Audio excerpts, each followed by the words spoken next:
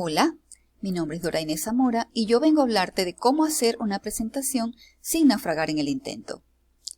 Michael Alley dice que una presentación es como un viaje por el mar. ¿Por qué dice esto este famoso asesor de científicos e ingenieros para ayudarlos en sus presentaciones?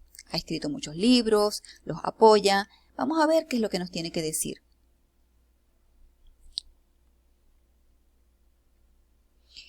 Nosotros queremos captar la atención de nuestras escuchas. En ese océano de la web, donde nosotros emprendemos esta aventura, hay muchos obstáculos que se nos pueden presentar.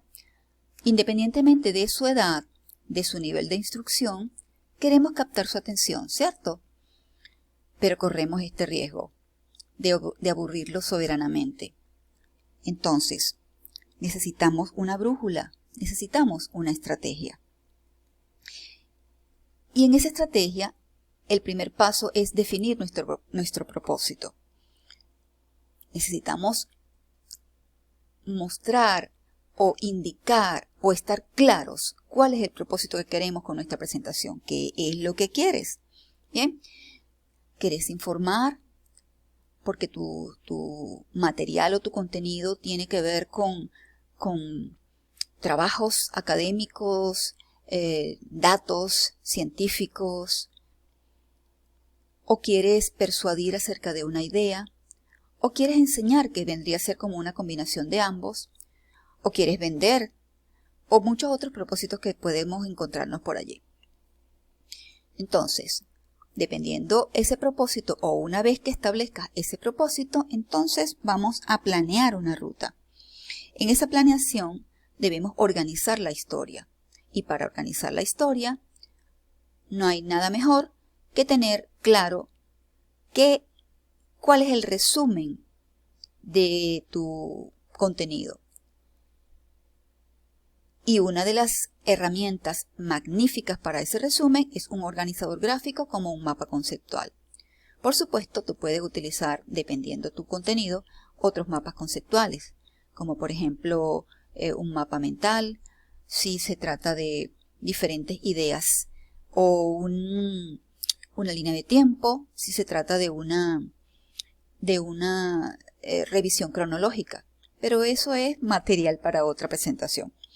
Por lo pronto, podemos decir que tenemos entonces este mapa conceptual planteado que nos dice cuáles son, porque tú conoces muchas cosas acerca de tu contenido. No puedes decirlas todas en una presentación porque no las debes hacer tan largas. Entonces, selecciona, organiza una ruta para eso. Una vez que la tengas organizada, prepara un guión. Esto casi nadie lo hace. De hecho, a las personas les fastidia. ¿Pero por qué tengo que escribir un guión? Quieren sentar de una vez en la computadora a trabajar. Pero es importante que tú visualices qué es lo que quieres colocar en tu presentación. Visualiza de una vez. Eso es como cuando quieres hacer una receta y colocas todos tus materiales encima de la mesa. Entonces ya tendrías a mano cuáles son las imágenes que quieres y qué vas a decir en esas imágenes. Cuál sería el audio del cual vas a hablar, o el contenido que le vas a colocar en textual. Bien. Una vez que la tienes ya planeada, entonces es importante que en esa planeación revisemos las diferentes estructuras que nos podemos conseguir.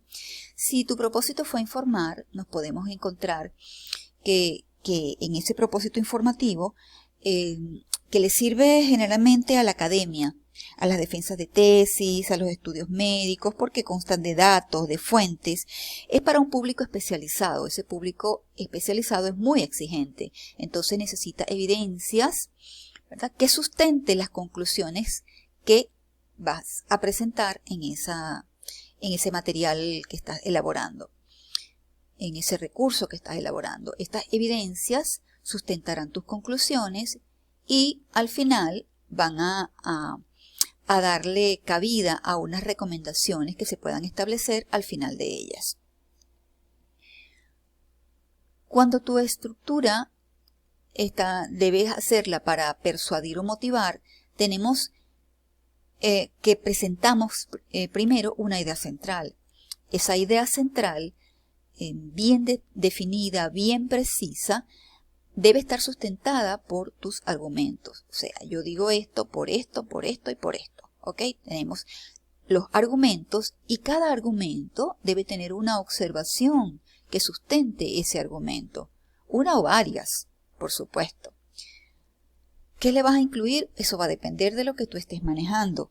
Pero esas observaciones pueden traer al final un llamado a la acción que venda tu idea central.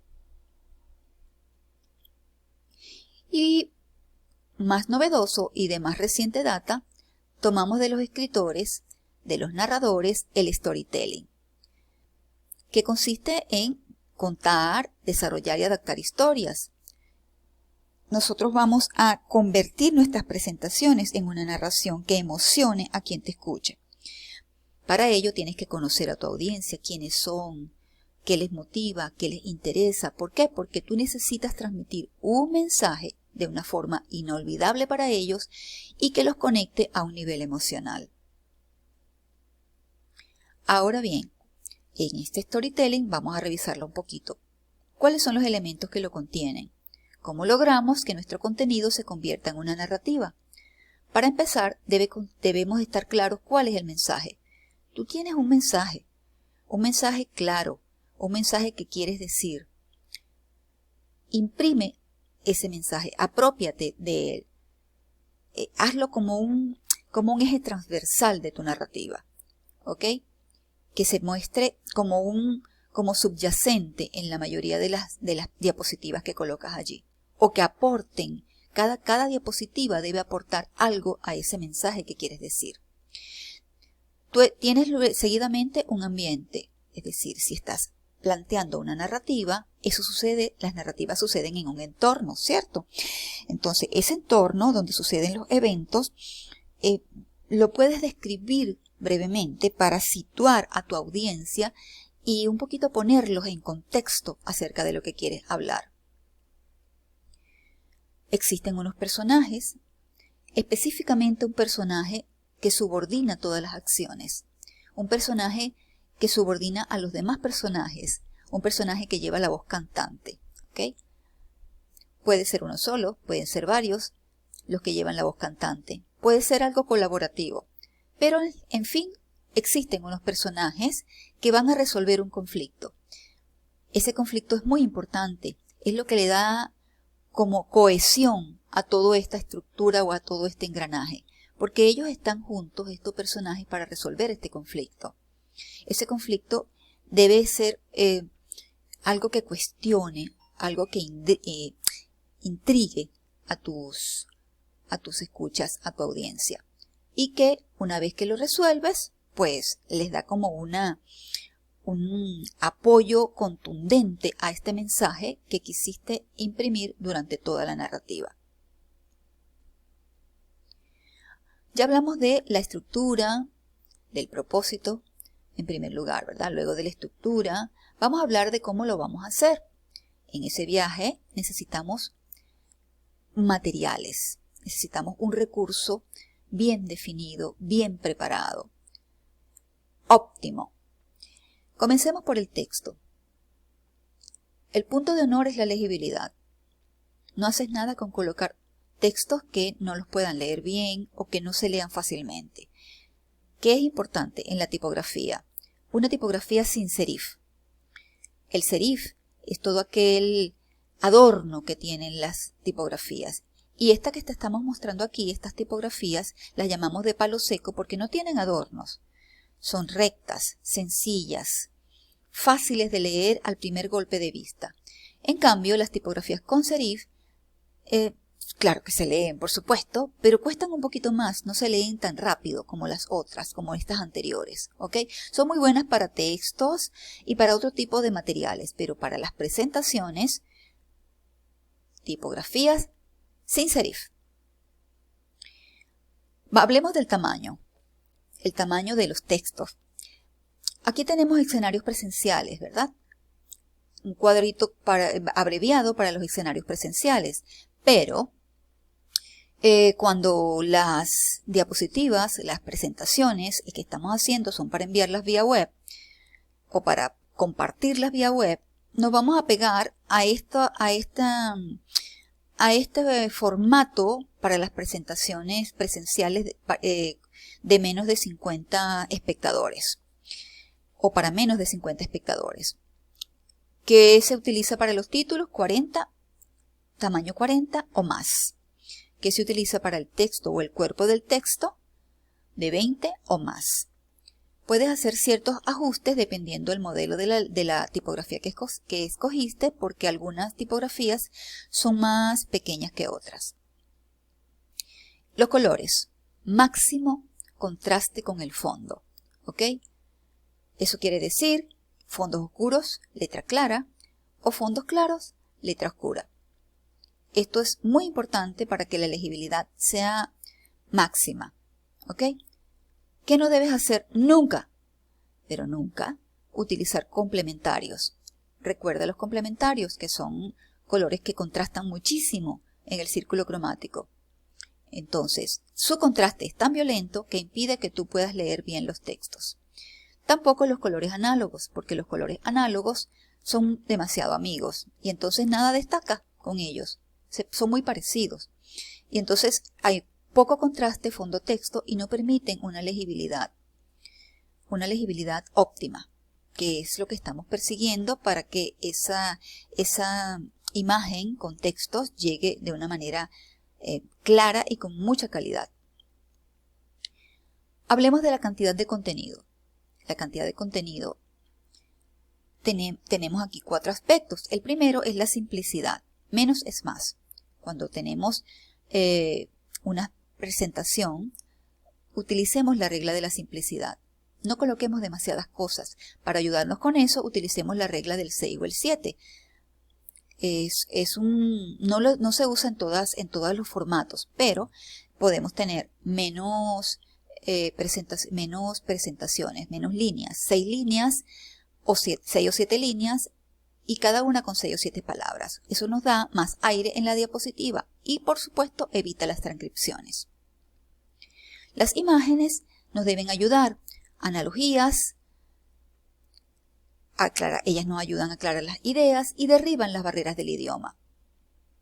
Es muy importante que utilicemos imágenes. Ellas nos conectan. Claro, algunos formatos no las usan. En las historias de vida incrementan la conexión con tu audiencia. Nos ayudan a ese enganche. Y también los gráficos. Presentan pruebas para esas personas que necesitan siempre documentación. Evita el ruido visual que te producen las imágenes pixeladas o deformadas. Tampoco utilices GIFs animados porque ellas crean ese ruido visual que es muy incómodo y molesto. Tenemos formatos. Algunos formatos que utilizan especialistas. Tenemos el Pechacucha, el Kawasaki, el Lessig, el Godin y también el Takahashi.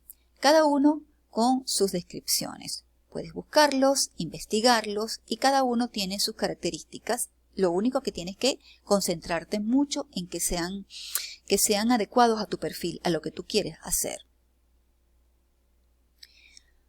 Bien, entonces, ¿por qué Michael Lally nos dice que una presentación es como un viaje por el mar? En primer lugar, porque puedes perder a tu audiencia. ¿Cuándo la pierdes? En el muelle, si la idea fundamental no está definida, es decir, si tu propósito no está bien claro. En alta mar, si tu estructura es débil, si no la planeaste bien, si no definiste todo lo que ibas a decir, si jugaste mucho con las cosas que vas a colocar. No, tú debes estar clara en tu ruta. Y en el muelle, es decir, al llegar a tierra, si la idea no queda clara.